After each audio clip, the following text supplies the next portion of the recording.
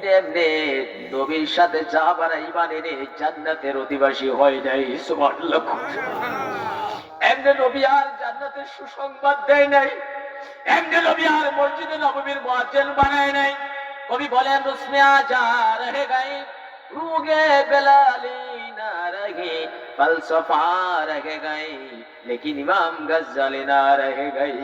এই শরীয়তপুরে পড়া 1000-এর উপরে মসজিদ আছে, আছে কিনা মাইনুদ্দিন ভাই?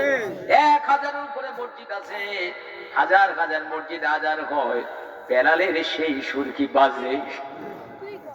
লক্ষ লক্ষ কলেজ ইউনিভার্সিটি আছে, আবু বক্করের মতো ইমাম গজ্জালির মতো ছাত্র কি আছে? আমার ভাইয়েরা, হযরত বেলাল রাদিয়াল্লাহু তাআলা বুক থেকে পাথর সরে উন্মুক্ত ময়দানের মধ্যে, ও আমার শরীয়তপুরের ভাইয়েরা রে, এই নবীর ভালোবাসায়, নবীর প্রেমে, নবীর মহাব্বতে যদি এক ফোঁটা চোখের পানি এই চোখ দিয়ে পড়ে যায়, কিয়ামতের কঠিন ময়দানে নবী বলছেন মান আহাব্বা সুন্নতি ফাকাদ আহাব্বানি ওয়া মান আহাব্বানি কানা মা'i ফিল জান্নাহ। যে আমার সুন্নতকে ভালোবাসলো সে যেন আমি নবীকে ভালোবাসলো, যে আমি নবীকে ভালোবাসলো আমি নবী হাত ধরে কিয়ামতের কঠিন ময়দানে তাকে জান্নাতে নিয়ে যাব। এবার বেলালকে পাথর সরিয়ে দিলেন।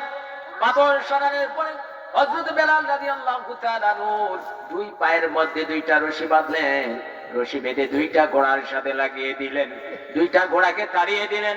পাথুরি এলাকার মধ্যে, উন্মুক্ত মরুভূমির মধ্যে উচ্চিত হয়ে ঘোড়া দৌড়াচ্ছে। বেলাল ফুটবলের মতো একবার এপাশে যায় আবার ওপাশে যায়।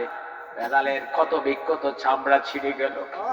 তারপরে বেলাল ঘুমাইয়া বলে মুহাম্মদকে ভুলে যা। আল্লাহু আকবার। মুহাম্মদকে ভুলে যান, কলেমা ভুলে যান।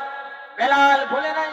বেলাল বলে তুমি তোমার যতটুক পাওয়ার আছে দেখাও, আর আমার নবীর প্রতি আমার অন্তরে যতটুক ভালোবাসা আছে শেষ নিঃশ্বাস পর্যন্ত আমি বেলাল তা দেখিয়ে যাব।